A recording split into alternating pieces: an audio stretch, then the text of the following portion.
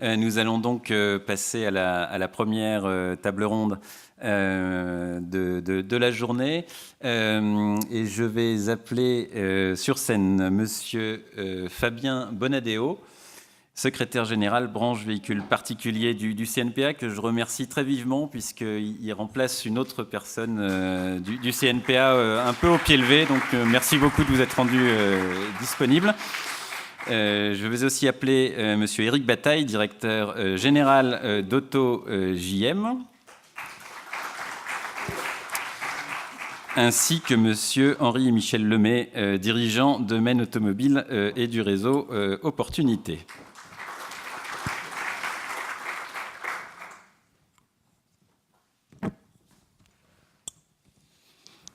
Alors, peut-être que voulez-vous présenter en quelques mots et présenter Maine Automobile en quelques mots afin que l'ensemble de la salle replace un peu dans son contexte votre entreprise. Voilà, donc Maine Automobile, on est basé dans l'Ouest avec 2 points de vente, un sur Mayenne et un sur Bonchamp-les-Laval qui se situe donc dans la première couronne de Laval. C'est une affaire qui a été créée en 2007, avril 2007. On a fait l'année dernière un peu plus de 2500 voitures, quasiment 2600.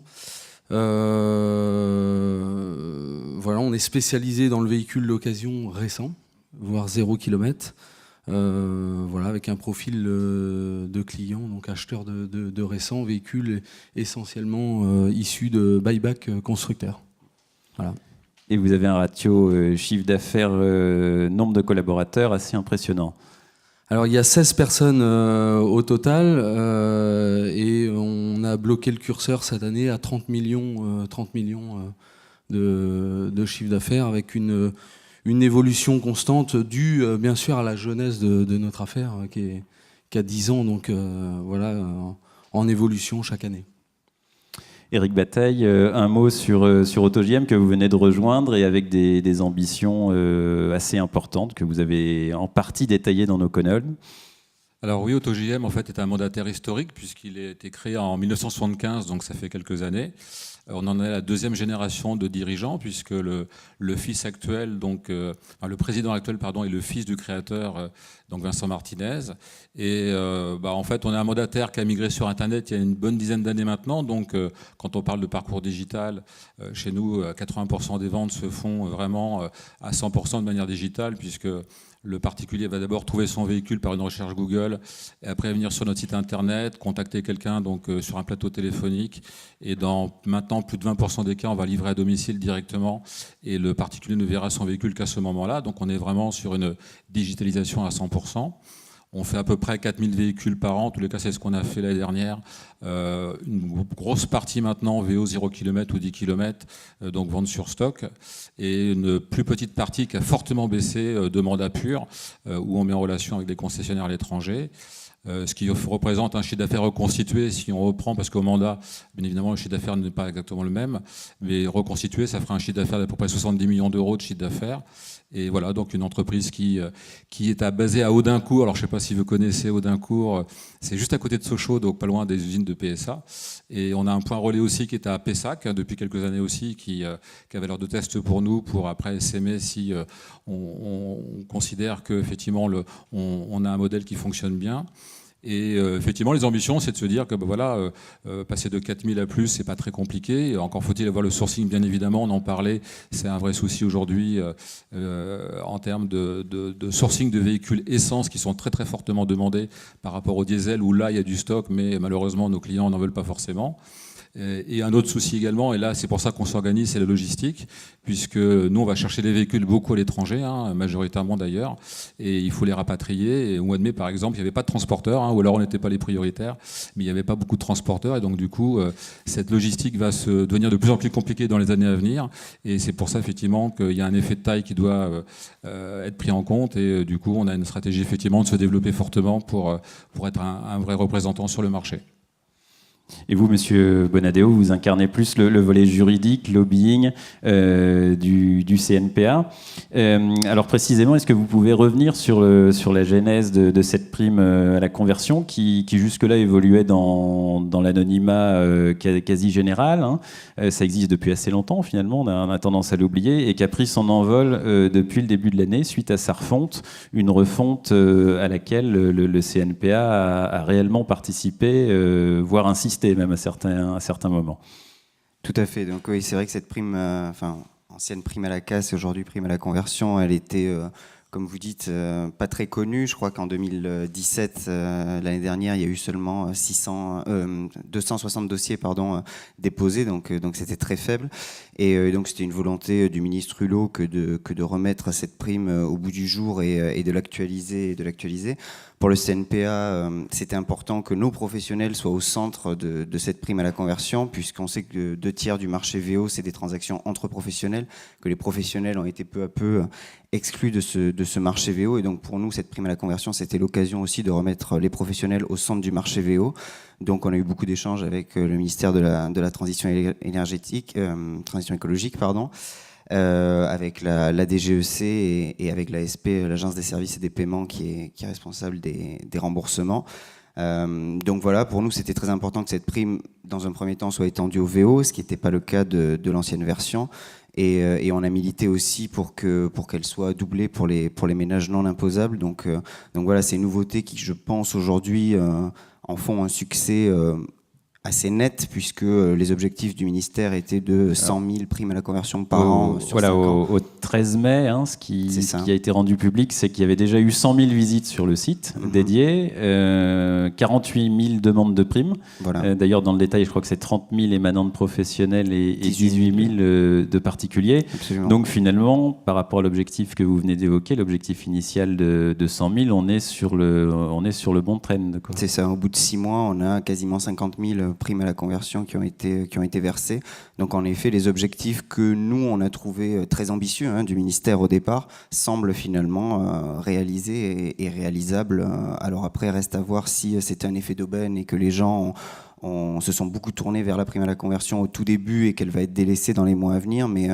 Mais a priori, c'est un dispositif qui fonctionne, enfin, malgré quelques aléas qu'on aura peut-être l'occasion d'évoquer.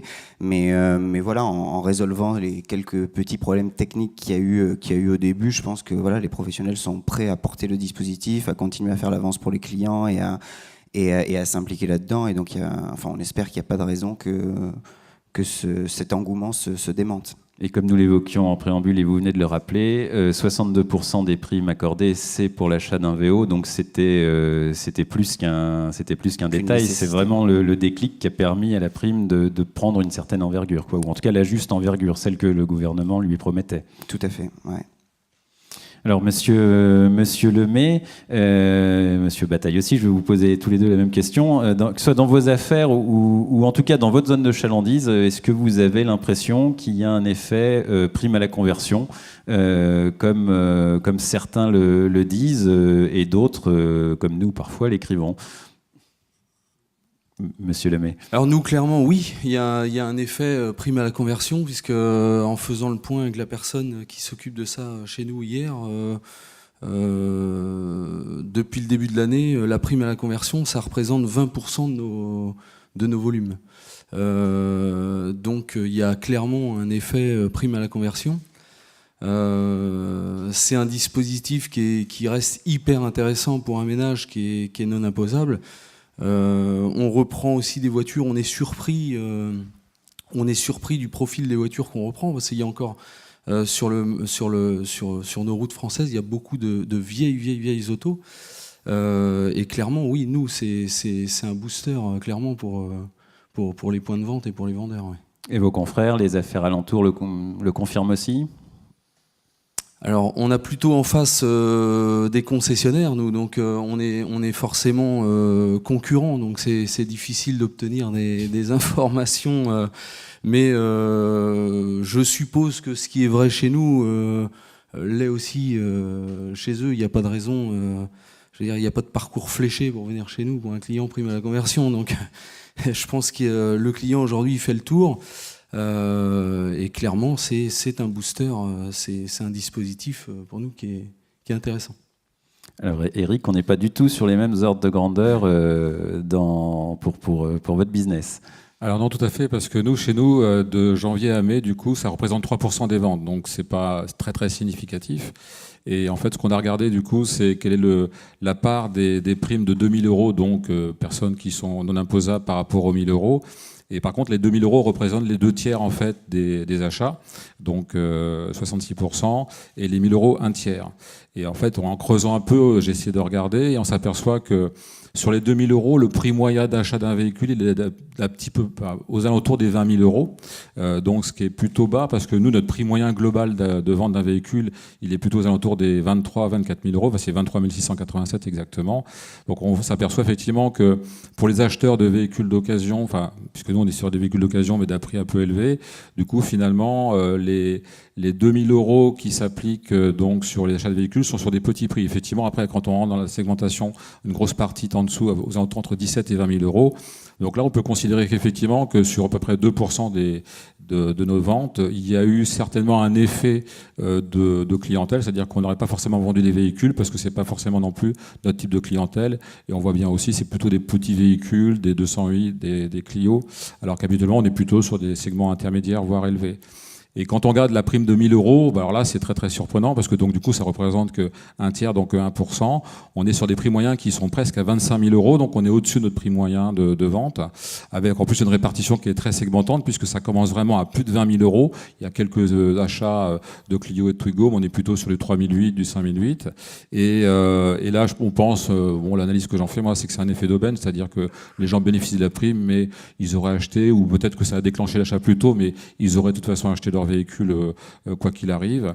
Mais clairement, effectivement, donc pour les non imposables, certainement, ça a été un élément déclencheur réel sur l'achat d'un véhicule qu'ils n'auraient pas forcément acheté et qui plus est chez nous. Et vous, Monsieur Lemay, comment vous êtes approprié cette mesure en interne? Comment vous avez briefé vos équipes en voyant que ça prenait de l'ampleur, sachant que vous m'avez dit, vous, dès le début, que le fait que ce soit éligible au VO, c'était une très bonne nouvelle, vous l'aviez perçu comme un levier qu'il fallait actionner, quoi. Clairement, parce que le VO est souvent le grand oublié de tous ces dispositifs mis par le gouvernement. Donc clairement, ça a été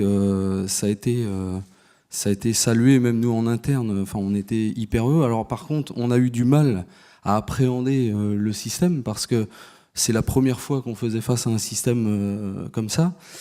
Il y a forcément une part d'inconnu, c'est compliqué. Alors, est-ce qu'on met le client sur le site de l'ASP et qu'on le laisse faire les démarches? Vu les voitures qu'on a sur le parc et vu que nos concurrents déduisaient sur facture, ça semblait un petit peu compliqué. Donc, on a été un petit peu hésitant au départ. On n'a pas trop communiqué sur le système, pour être très honnête. On n'a pas trop communiqué. Vous disiez que le gouvernement, les médias et certaines pubs constructeurs avaient fait la pub pour vous.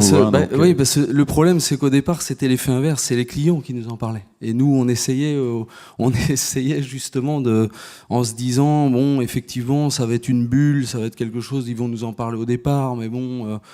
c'est plus ce travail des concessionnaires. Nous, est-ce que ça va correspondre à notre clientèle? On était un petit peu réticents, tout simplement. Et puis, finalement, on a fait quelques dossiers sans trop communiquer. On a une personne en interne qu'on a chargée de monter les dossiers, de bien vérifier les documents. Les vendeurs se sont très très vite approprié le système. Alors je pense aussi ce qui fait peut-être la différence avec G-Moto, nous on est à 20%, 3%. Peut-être ce qui peut expliquer aussi, c'est que nous on a des points de vente physiques où les gens viennent avec leur vieille voiture. Et je pense que quand vous êtes sur le net à 300 km et que vous avez une voiture qui a 25 ans, vous n'avez pas envie de faire la route, vous n'avez pas envie de... voilà, je pense que ça peut expliquer.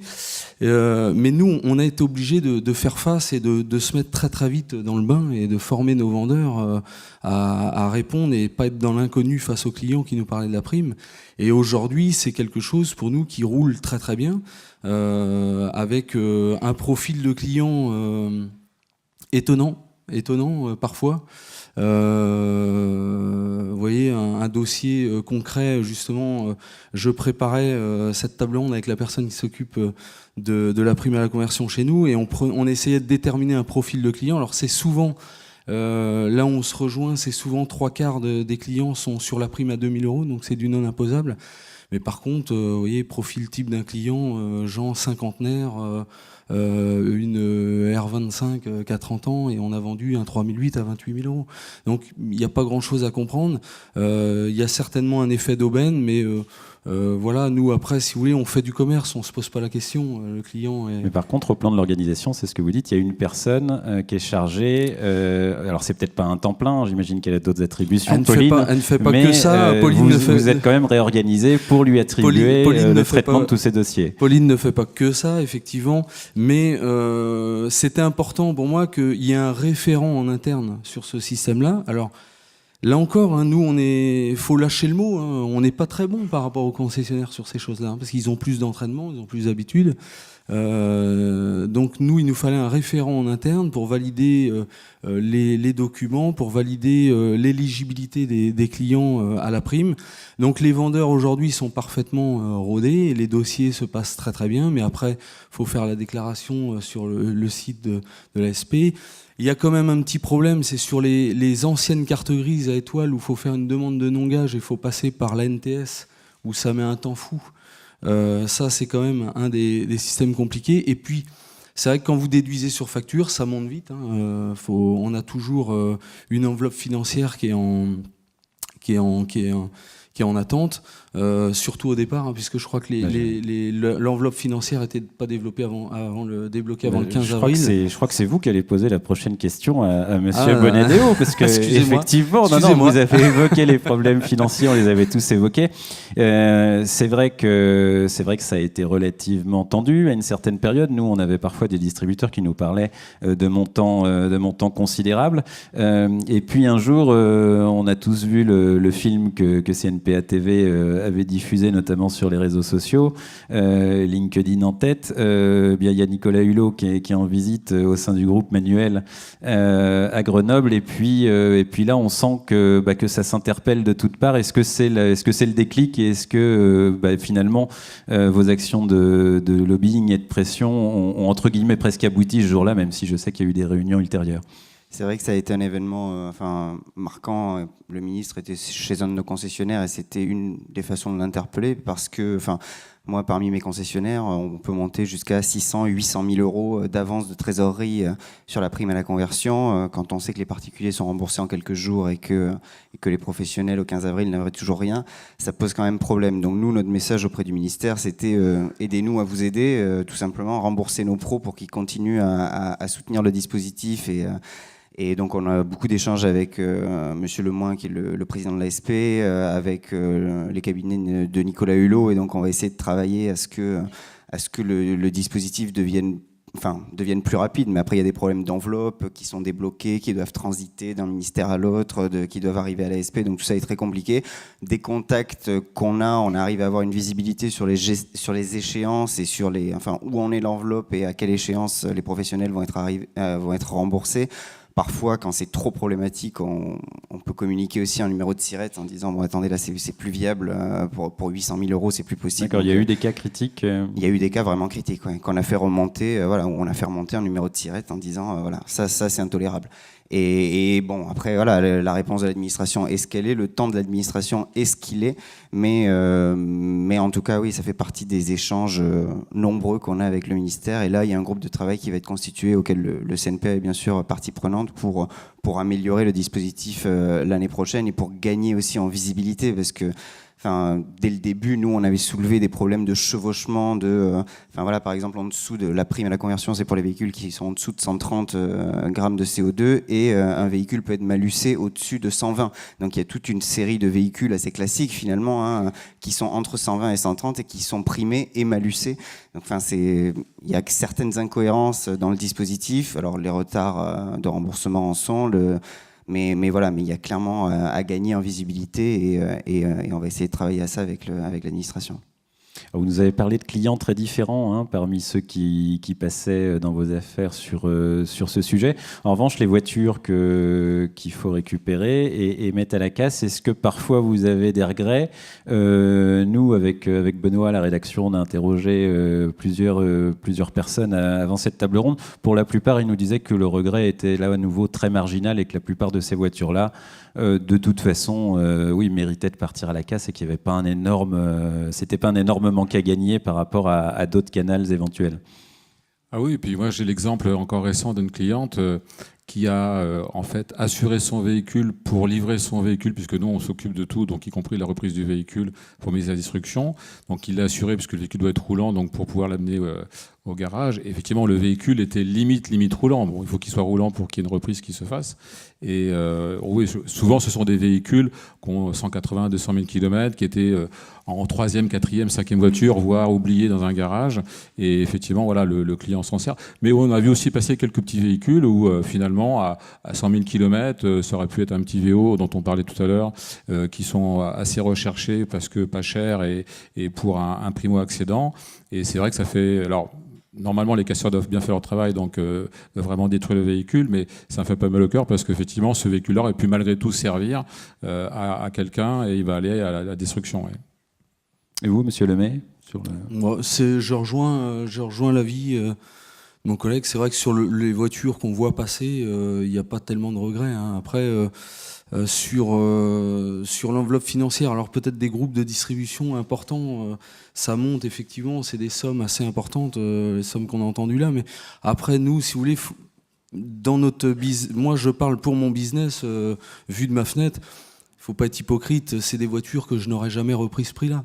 Donc, si vous voulez, est-ce que ça ne vaut pas le fait d'attendre un petit peu? Parfois, on fait une affaire, et puis est-ce que ça ne vaut pas le fait d'attendre pour être payé de ce véhicule-là quand vous avez une voiture qui arrive qu'à 25, 30 ans, qui vaut le pilon, qui vaut 80 €, 100 €, vous la reprenez 1 000 €, parfois jusqu'à 2 000 €. Voilà, faut être cohérent avec tout le monde et voilà, c'est déjà une belle reprise.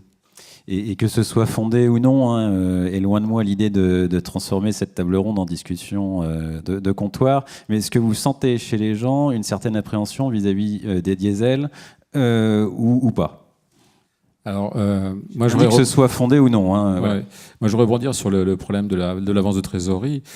C'est vrai qu'on fait une avance de trésorerie, et c'est embêtant parce que, bon, effectivement, on aimerait bien toucher plus rapidement les sous, mais quelque part, cette avance de trésorerie et ce problème vient après un problème qui était beaucoup plus important qu'on a eu fin d'année avec les immatriculations qu'on ne pouvait pas faire. Et donc, finalement, nous, on avait quand même presque 200 voitures qui étaient en souffrance, qu'on ne pouvait pas immatriculer, donc on avait payé et qu'on ne pouvait pas, du coup, livrer aux clients. Alors, je ne vous explique pas les problèmes qu'il y a eu vis-à-vis des clients après. Et là, le CNPA d'ailleurs a fait un gros travail et donc du coup ça s'est débloqué assez rapidement. Mais il y a beaucoup de collègues qui étaient en très grande difficulté financière. Donc quelque part, ça relativise les choses dans les difficultés qu'on a pu connaître, qu'on oublie vite. Mais celle-là, moi je la rappelle parce que quand même c'était un gros couac. Et finalement, voilà, bon, on espère que ça va se débloquer plus rapidement, mais bon, c'est un moins de mal que le précédent. Et sur le diesel, du coup, pas de... Le diesel, alors c'est vrai que c'est un peu plus compliqué en ce moment pour le diesel. Je crois qu'il y a un gros travail de sape qui est fait par les médias sur le diesel, c'est ça le problème. Et le client est un peu paumé, il est un peu perdu le client. Vous avez des clients parfois qui sont au bureau du vendeur et on va proposer un véhicule diesel, oui, mais alors là on n'a pas la prime à la conversion. Si, vous avez la prime à la conversion. Ah bah oui, mais bon, c'est un diesel pourtant. Oui, c'est un diesel, effectivement, c'est un diesel, mais la France n'a pas fait le choix de l'essence ou du diesel, la France a fait le choix du rejet de CO2. Donc les clients sont un petit peu perdus. Après, ça a le mérite, pour moi, ça a quand même une vertu. Le tapage médiatique qui est fait sur le diesel, c'est que ça équilibre les carburants. C'est vrai que on est tous passés vendeurs, vendre parfois un véhicule diesel à des gens qui font 8000 km par an, ça n'a pas un très grand sens. Par contre, après, on peut légitimement se poser la question de savoir parfois des clients qui vous achètent un C4 Picasso, un 3008, un Kia Sportage en essence et qui font 20 000 km par an. J'aimerais bien savoir ce que ça va donner au bout d'un an.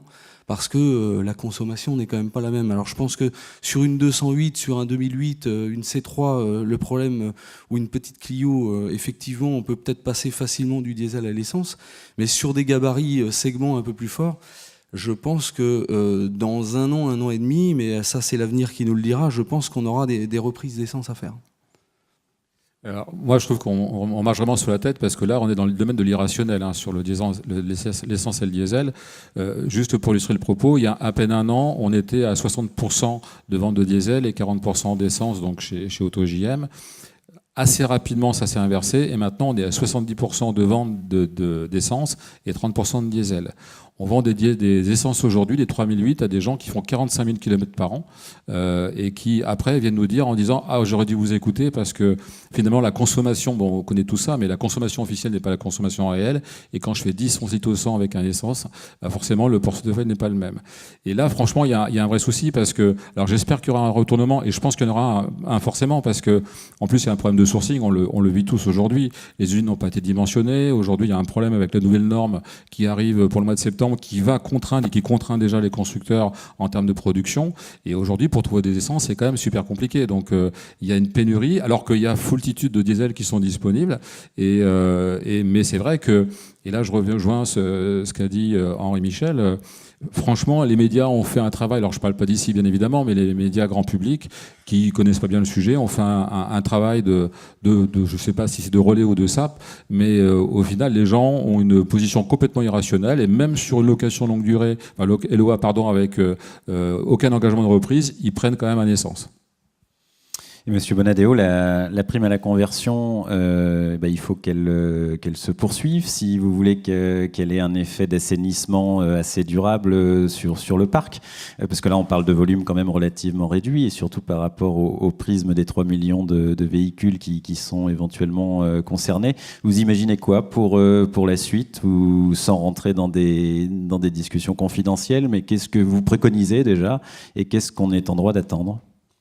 Alors oui, je peux pas trop m'engager parce que c'est encore des discussions et qu'on sait absolument pas ce qui sera retenu ou pas, mais le fait d'imaginer un crédit d'impôt plutôt qu'une prime à la conversion, le fait d'imaginer d'autres enveloppes ou d'autres, enfin voilà, il y a des pistes de réflexion qui sont à l'étude, qu'on va soumettre au pouvoir public, et après voilà, ça sera un débat qui fera qu'elle évoluera, on espère, dans le bon sens, et surtout nous pour les professionnels de l'automobile, mais oui, à ce stade c'est encore un peu trop tôt pour pouvoir m'engager sur la direction que ça va prendre.